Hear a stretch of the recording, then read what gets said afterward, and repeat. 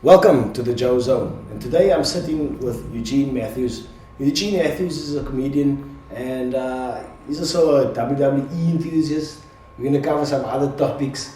How are you doing today, Eugene? I'm good. I came off a 20-hour bartending shift. I'm a bit exhausted, but happy to be here. Cool, awesome, man. So you recently came back from Joburg, where you did a launch of your one-man show. Yes, that's correct. I finally, after 8 years of doing stand-up comedy, I finally believed in myself enough to do my debut one-man show, the relaunch of Gina. And how did it go?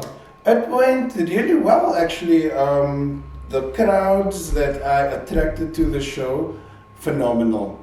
Like fantastic. Just being on that stage and being able to do a full hour of material was wonderful. Sure. And I got to be a lot freer than I normally am, because normally if I do my comedy I would stand and talk, but this time I could do dance moves and death drops and explain the story and maybe talk to an audience member and then get back to this. It was like everything I wanted the show to be. It was. You're quite a free person now on stage. Like, how much more? When I've seen you on one of your shows, I've seen you like laying on your back already on stage. So how much more freer were you in Joburg? Like, when I bring the show to Cape Town, I'll give you a comp and you'll see how much freer I was. Look, they aren't. I won't say that I'm restricted, but because of the time frame that I'm given in a lineup show, certain things needs to be cut out in certain conversations. Like I can't go that deep into the joke because we have this economy of words, a rule that we have to abide by. Yeah. So now with the one-man show, I could actually tell a joke that would normally be, say, 10 minutes on a lineup show. I could take that joke to 25 minutes. Okay. So yeah. So the freedom of the time, that is like a good thing to have. Yeah, I totally understand. I've heard a number of stand-up comedians tell me that once you do your one-man show, going back to line-up shows is very, very difficult. And I was like, no, write your stuff better so that you can do it. But now that I've actually done it myself, I see the light.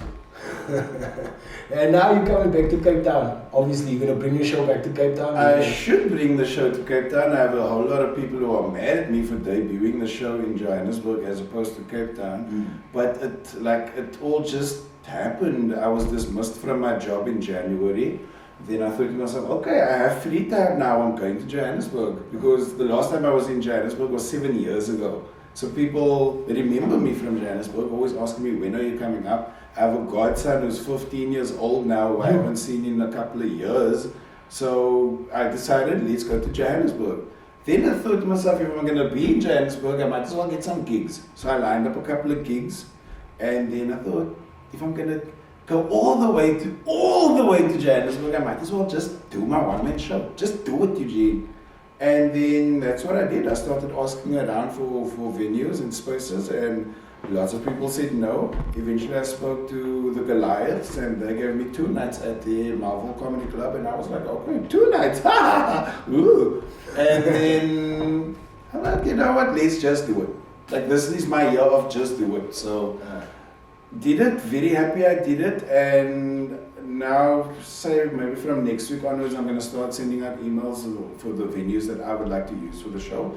And hopefully soon I'll make the announcement that, yeah, the relaunch of Gina's in Cape Town. And we're going to see a 45 minutes or...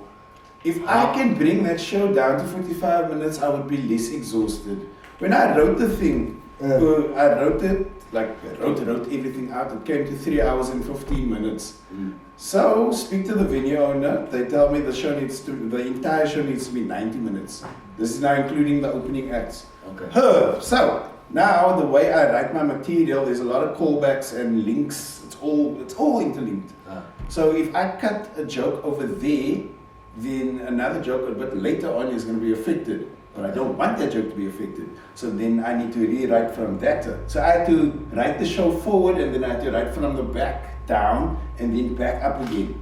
So now I cut out about an hour of the show. Then I cut more and cut more and cut more. And eventually, maybe the Thursday before I left the Sunday evening, the Thursday I got the show down to 90 minutes.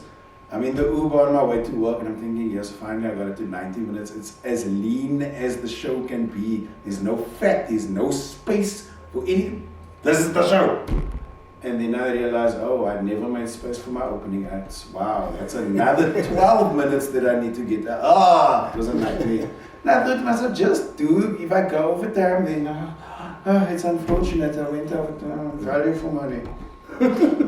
So how much of the show is new jokes and how much is like old jokes and Look, this is a bit of a did you rewrite the old one? No, there's no way I could read I did an entire new show.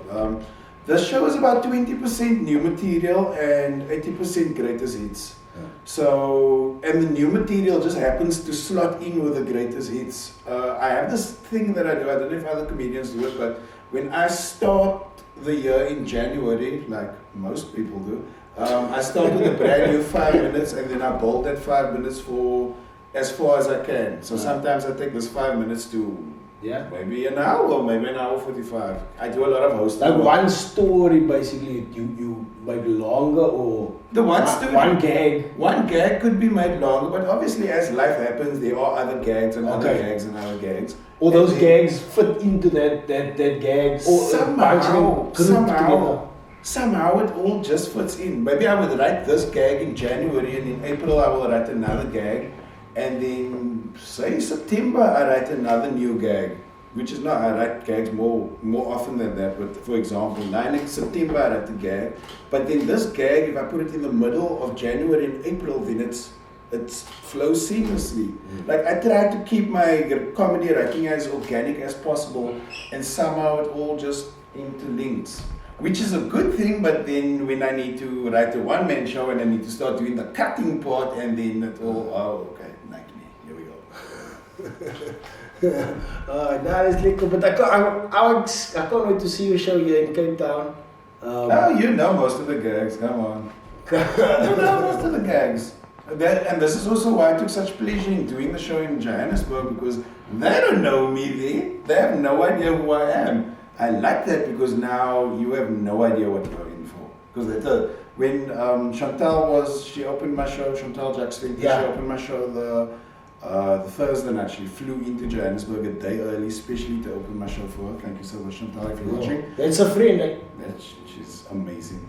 She is amazing. She must That's a friend. I want to give her a Comics Choice Award myself. Anyway, so now she's doing her set and she is killing! You've seen Chantal kill. Yeah. She's killing! It's like it looks like a scene out of Blade. This is how she's killing. And now I'm starting to get in my head now because now if you're gonna kill like that, then I start doing. Now I need to start pumping myself up, and I start looking at the audience and be like, you have no idea what you're in. You have no idea. And by the time I got to the stage, I was able to match or maybe better the level that she set for me. Nice, man. Nice. So that was a very big reason why I'm so happy with myself for the show. No, that's good. That's good. Can I ask you something? Do you put a message into your comedy, or do you feel like there's a responsibility to put a message, or do you? That's a good question. Look, again, I try to make my comedy, especially the writing of my comedy, I try to make it as organic as possible. Yeah. And the message does come through somehow. I'm very big on colored and homosexual representation. The LGBTQ community and colored people, that's who I am. Yeah, so I try not to make us look bad. I try to, like with all my comedy, there's always been this underlying sense of, this underlying theme of, we are all the same, we all go through the same stuff, obviously on different levels, but yeah, that is the thing. Again, I try to keep it as organic as possible, and then the message comes through eventually. And obviously everybody will get a different message from it, just hoping, but I just hope that they get the message that I'm trying to put across. With my one-man show, my big focus, the big message, like the theme, the tagline, I had this in my mind since maybe high school: you are enough. that is just the thing that I want.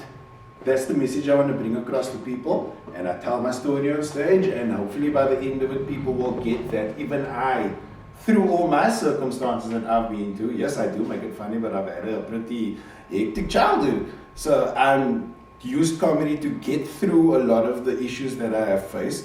And at the end of the day, the message, the big message at the end of it is, you are enough. That would be my answer to that question. Yeah, now you see that is dope. You're enough. I see. That's a powerful message. That's a message that needs to get. Comedy is powerful. So Eugene, how did you get into comedy? Wow. After a couple of years of basically drifting, because when I left high school, I took a gap year, worked. The year thereafter, which was 2002, I went to go study journalism. At Pentic. At Pentic. That time it was Pentic, is now Cape Peninsula University of Technology, our whole campus. Studied journalism because in my head I wanted to become a motor journalist. So the course there is a very hard news, or at the time it was hard news orientated, and I cannot write hard news to save my life. If I, for example, if I had to describe what the girl was wearing, instead of saying she was wearing a blue t-shirt, I would say she was wearing a cerulean t-shirt with studs and talent. Everything just had a creative twist to it, and hard news is scratch. Yeah. So Journalism. I failed that. I failed my major. They told me to take a year off and then come back the year after that, which would be 2004 if you still want to pursue journalism. So I took another year off, worked. 2004 I went back to go study journalism, and a month into that course I was like, this is really not what I want to do. I just don't want to do this. Like, I would love to be a motor journalist, but I need to do it in a more creative space, and hard news is not me. So I dropped out after a month, and then had a couple of jobs. At one stage I was a DJ Mathews, I was with coffee. Didn't get booked because of the name.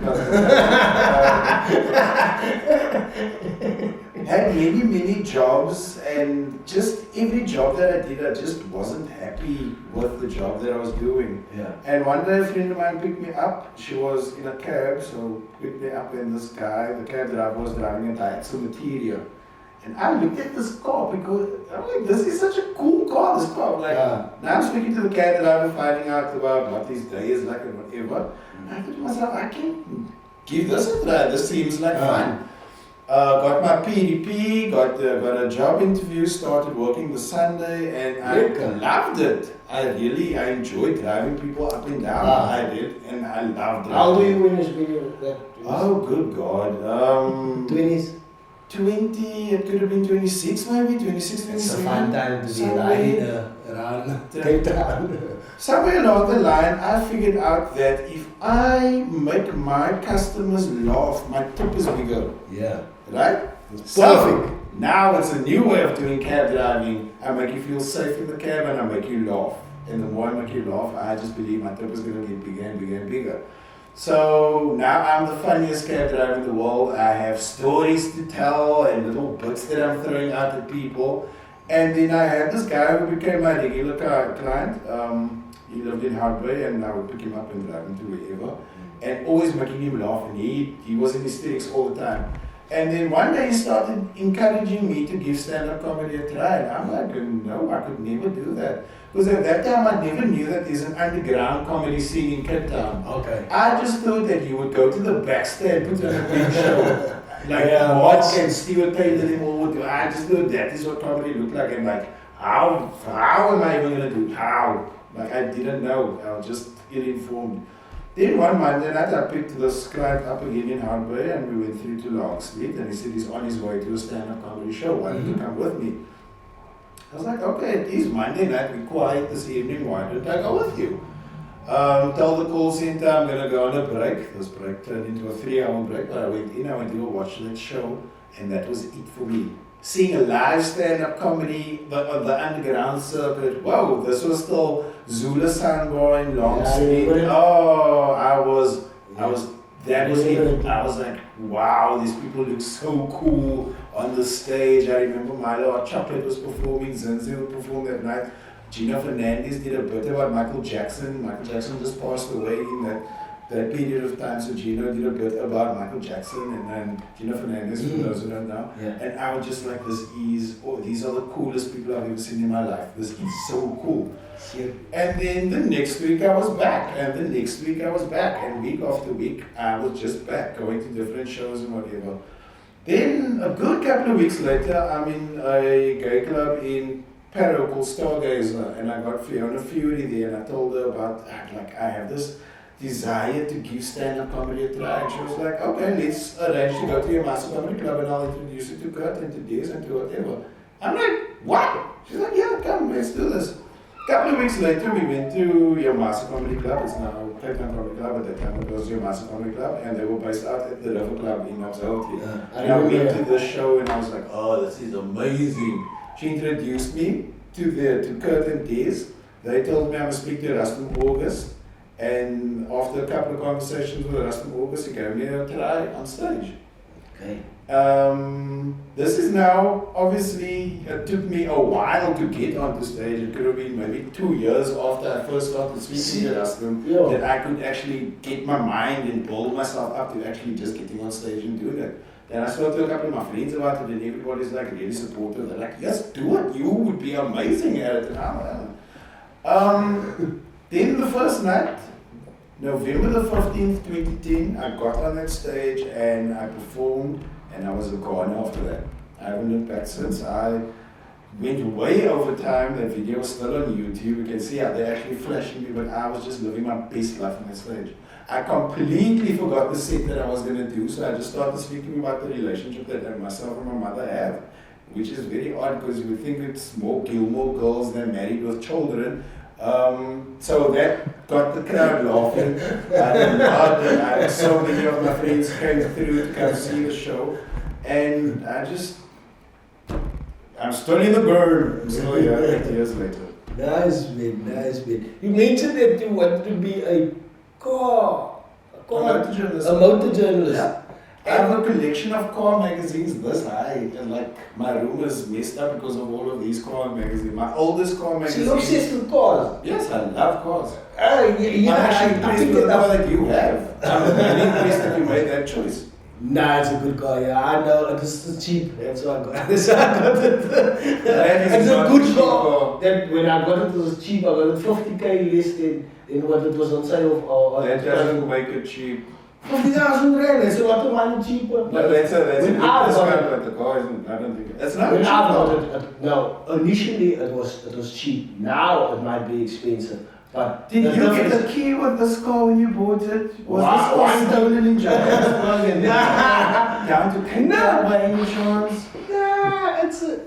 Listen, the Polos are more expensive than the Mazda 2s. Yes, Volkswagens are generally more expensive. So my car is like sort of lower down the ranks than the Polos, even the Toyotas. So everybody with a Polo, riding around with a Polo, is paying more for their car than what I am paying for my car. This we know. So how can you say my car is an expensive car? I'm not saying your car is expensive, I'm saying it's not cheap. I'm Mazda 2. The new generation with the Sky Active technology. The Sky Active technology. And all of you, my point is that if you paying for a Polo, you're paying more than what I'm paying. I cannot see myself owning a Volkswagen the way things are right now, because a service alone will bankrupt the bitch. No, but you must buy. You buy a car residual. And number two, what you also the worst advice. You buy a car residual. And number two, wow. Guys, this sounds financial advice coming from it's not. You can avoid the residual, please do that. Okay, so obviously that's bad financial decisions sometimes people make. Just tell the thing before it's time to pay a residual. But you see the service plan, you try to keep it within the service plan. Yeah, of course. When it goes outside the service plan, then it's a problem. Nowadays, buying a car without the service plan is just a bad idea. But eventually the service plan runs out. Or maybe something breaks and the service plan doesn't cover it. Whew! What's your car towards your dream car? If you they gave you now 500,000. 500,000. It's half a mil. Rand or pounds? Rand, you must buy 500,000. You can't buy so you can't buy a Ferrari or anything. So it might be like 500,000. You can get a decent BM. You can get a nice Merc or something like that. Or what do you go for? I will probably go for 500,000 Rand. I'll go for a second-hand Lexus GS. A second-hand car? Yes. I would rather buy a second-hand car that I really like instead of paying for 500,000 Rand into a second-hand car. Well, I would rather do, like if I look at what I can get out of a second-hand 500,000 Rand car versus a new 500,000 Rand car, I'm going for the second-hand one. And I'll go for a demo or something that was... A second-hand? If you got 500,000 Rand, you're not buying a second-hand car, number one. But at the same time, if I had 500,000 Rand, I wouldn't buy a car with that money. I would never spend that amount of money on a car. I am too cheap to do that. If you got the money, I would still not do that. I work with a lot of charity organizations. I'm talking about this, but I work with a lot of charity organizations and I do fundraising for different organizations. With that 500,000 Rand, you know the amount of good I can do. I can buy 100,000 Rand, yes. And then I give that money, there you go. I can help my cousins get through college with that money. If somebody says, here's an array of cars to the value of 500,000 Rand, choose one. Then it's a different story. Okay. No, I get you. You also like the WWE. Love the WWE. Who's your favorite guy right now? Because I tried to. Moment. When we first did, I tried to. That's not about me. I tried to watch it just to prep for you. Okay. Ew. How did that go? So bad. It's so bad. Braun Strowman? Really? These guys were like that good like this. But okay, who do you like? I'm a fan. My favorite wrestler right now is an Irish dude called Finn Balor. I love him. I saw that, bro. He's cock sexy. Oh, Jesus. Isn't he a bit pale? No, that's Sheamus. You're talking about Sheamus. I'm talking about Finn Balor. Finn Balor has a tan. He has a tan and he's beautiful and he's athletic, he's fun. I follow him on Instagram. He's my favorite Instagram account. But why now, the way you talking now, why are you following this dude? I thought you following him for the athleticism, but now you say... Oh yes, he's the package. He ticks off all the boxes. He's funny, he's a good wrestler, he delivers well. Yeah, he delivers. Basically, when the WWE went off ETV, it moved over to DSTV, which means they play it live. Watching the live episodes versus watching the cut into an hour episodes is completely different. It's so different. With the live episodes, you can see how they mess up and they try to save it, whereas in editing they can cut that out. So it makes it a lot more fun. The commentators are on each other's case, and the comments that are dropped are not edited out. So watching it live is my thing. I love it. Okay, so but when do they play it on they're only at 2 o'clock in the morning. That's nothing. Raw would be at like what time or SmackDown would be Raw and SmackDown. I'm taking Raw and SmackDown. They were here last year. They performed at the Grand West. Yes, Grand West.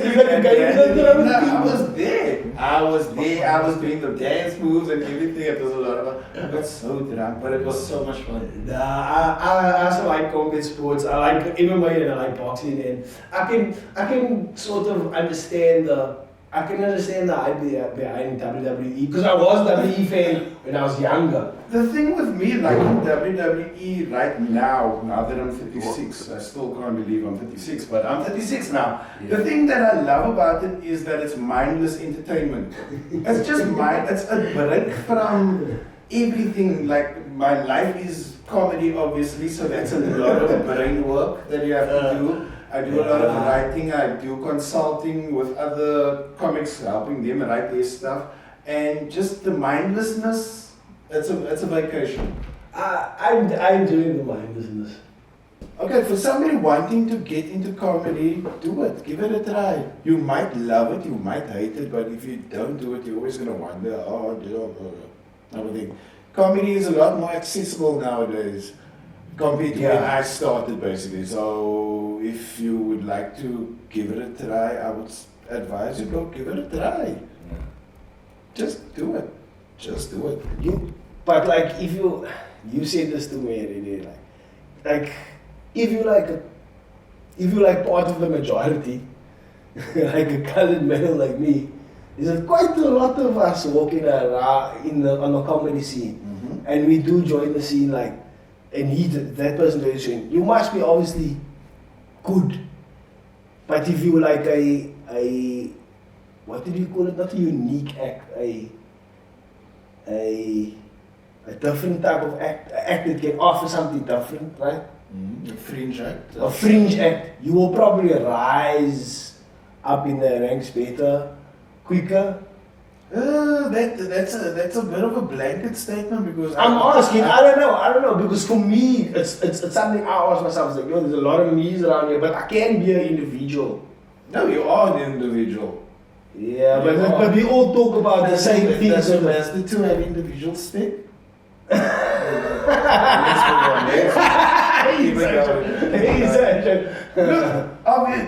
Again, the job of a comedian is to be funny, and if you are funny and you play the game, because there are rules, there are gatekeepers and everything. If you play the game and you are funny, consistently funny, because we have our nights where we die. Yeah, but you must. We die. I know how it. Yes, it is horrible to die, but it's also good to die. Yes, I actually died in Johannesburg the first night I was there. I went to go play poppies.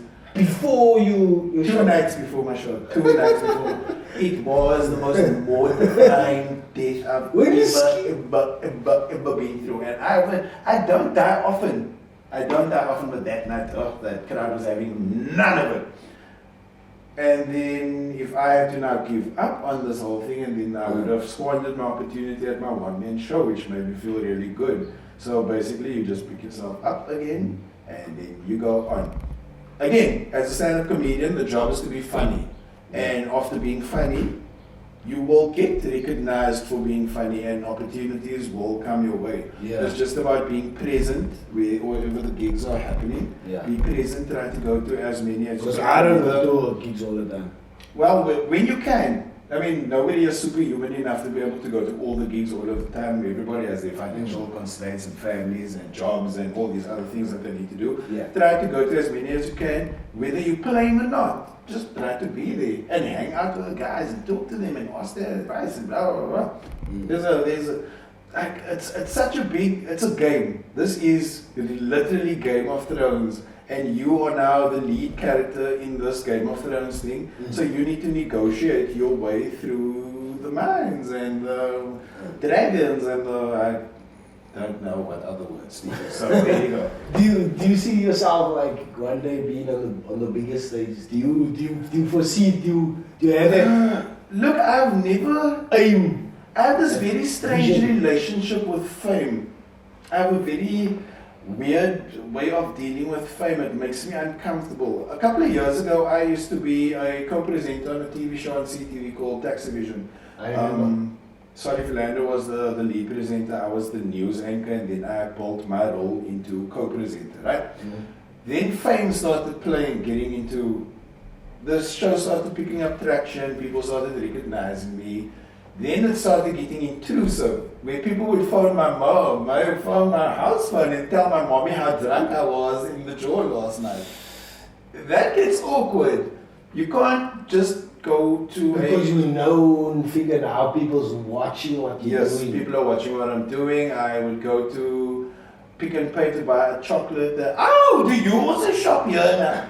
Like, yes, we shop at Pick and Pay. I've shopped at Pick and Pay for as long as I could afford to shop at Pick and Pay. If I couldn't afford to go shop here, I'd shop at ShopRite. What's the issue? Like, just the way people started regarding me started changing, and it made me uncomfortable to the point where I walked away from this TV show. And to this day, I still have this weird this weirdness about fame. Actually, myself and Yasin Barnes were driving to Saldanha maybe last month or the month before that, and we got into such a conversation about fame and the horrors of what he needs to deal with, especially with the job that we do, stand-up comedy. People treat you weirdly after you do well on stage. Because now it's like, hey, this starts happening, and then men would try to out-funny you. Like, but I'm not on stage right now, so I have no reason to be funny right now. Can I just be normal? Can I be Eugene now? You mind if I'm Eugene? No, but you must have fun. Like, they expect you to always be on, like. yeah, they expect you to always be on, and I don't have lists to be on all of the time. Can I just be me now? Another. I get it. I see what you get in it. I have many jobs, right? Yeah. Or shall I say many forms of income. Anyway, so I bartended at this at the bar which is down the road from my house. And when I started there, nobody knew that I do stand-up comedy. And I was living. This is the best in the world. I love this. Nobody knows. Obviously my boss and my colleagues know about it, but nobody knows. I'm just a barman. When people started finding out about me doing stand-up comedy, things changed. Things changed, and I'm like, okay, this is what it is. So now, obviously, because I like the job, I actually really love working there, I now have to take it to my stride and now handle everybody in a certain way. And I'm like, why am I handling people? I'm just supposed to pour you Spice Gold. What are you why is this a thing? So I would love to do the big stages. I've done a couple of like big crowds, and I loved it. I loved it. The energy that I give them, they are giving me, and they're laughing for the stupid thing that happened to me over the weekend that I've just managed to turn into a bit. That interaction I love. The money, I love the money. The money is amazing. Just the afterwards. The afterwards is ugh. There was one evening when myself, Mark Lottering, Jason and Donovan Goliath, and a couple of other comedians, we all went to Mitchell's in the waterfront of the Cape Town Comedy Club. And now we're sitting and chatting, we're sitting and talking. Do you know how every single person that walked past Mark Lottering wanted to talk to him and take a photo? It gets so intrusive. Fame gets so intrusive that you can't just do what you want to do. And I like the fact that people don't really know who I am and I can still do what I want to do. Mark can't do that.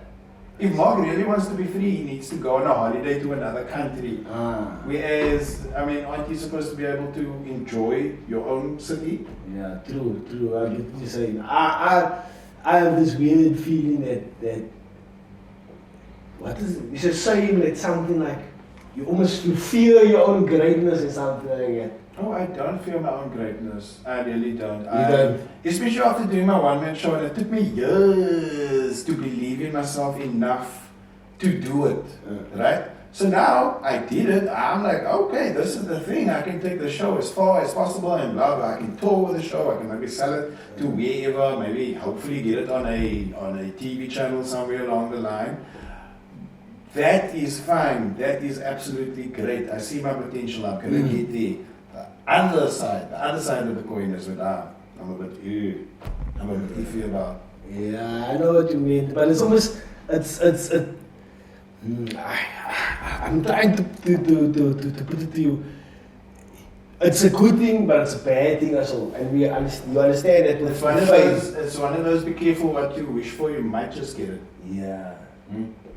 Look, Can I tell you also something? Like, you went to Pentec, I also went to Pentec at the same time. At the time that you went there, I went there. And I knew you were. Because you were already that big personality, right? Okay. Yeah, you're a big personality. Oh, I'm trying to remember 2002. Yeah, you can remember me because I was a kid on the campus, right? For all this time, you did comedy and stuff like that. Your big personality has still come out to the forefront. It's almost like I feel, this is my view when I look at you. Sometimes it's like, this bruh, he's headed that way, but he's almost so. I don't know if he's scared. I don't know if he's scared or something like that. It's maybe or he doesn't know it, or he's scared. I don't know what it is. Maybe it's a matter of he's headed that way, but does he want to go that way? I don't know if it's that, yeah. I think he's going that way, but is he hesitant or is it? It's almost like I'm not putting it like putting it right. There's a poem where we fear our own greatness. I don't know what the poem is. It's in a movie or something like that. That is some research that you've done for the Joe Zone. I love it. I don't know, but I know, and we fear our own greatness or something like that. What's that movie? Coach Carter, Google it. Coach Carter, yeah. What? Joyce. How do I put this? Get the thing from impressment, the poem, just so that I can establish a point for you. That If I can, may I? The great thing about me being at this age that I am at now, I am more firm in what I want. And I'm also more firm in what I'm not going to put up with. So in order for me to not put up with certain stuff, I need to not do certain stuff, right? Like you can't go to a party where everybody's ticking and then expect everyone to stop ticking. Maybe you can not be at the party. Get out of that party. Don't do that. Don't be there. Don't be there. Don't be there. Mm-hmm. So, yes, I love performing. If I can just perform and get paid to perform, wonderful. If I could sustain myself, which I am actually, but I make in a bigger way, great. But now to really make money, fame needs to come into play. Your social media and where you are spotted. And all of that happens. All I want to do is get out of my bed, get on stage. Not that the bed is next to the stage, but get out of bed and get on the stage, perform, get paid, go home. That is what I would like to don't do. work like that. And You want the doesn't big work money, like that. you want the money that's going to sustain Money you. can happen. I have my relationship with my. I have earned it. I have earned money, and Here we go. that's an arm. Our deepest fear is not that we are inadequate. Our deepest fear that we are powerful beyond measure. I'm not afraid of it at all. I don't know. Again, I say it's a matter of I would like to do what I would like to do. And if there are certain things that I don't have to do, then I'm not going to do it. Like, let me break it down as simply as I can. I prefer driving an automatic car. I don't see why I'm a strange case. And you're supposed to like cars, but you prefer to drive an automatic car. I will drive a manual car, but I prefer to drive an automatic car. Look, if you're going to give me a Lamborghini Diablo with an automatic transmission, it makes no sense. Obviously. Right? But if you're going to give me a Yaris with a manual transmission, then why can't I just do them automatic? Imagine I give you a GTI Golf Mark 2. Mm-hmm. What transmission you want in there? You only get one transmission. No, but I'm saying, the VR6s they used to make in automatic and That's they not Mark 2. VR6 is Mark 3. I think VR6 and the GTI are two cars. But anyway, I think they did make a Mark 2 in automatic. I was never available here. But okay, so our point is you can get it. Again, I'm boiling it down. My preference is to drive an automatic car. Because I enjoy automatic cars, and nowadays the way gearboxes are designed and everything, that car, it's like your brain and the gearbox are connected, so the thing is always, right? The two is always matching. Yeah. But that is me. I am old now and I've been through some shit, so I know what I like and I prefer to do that.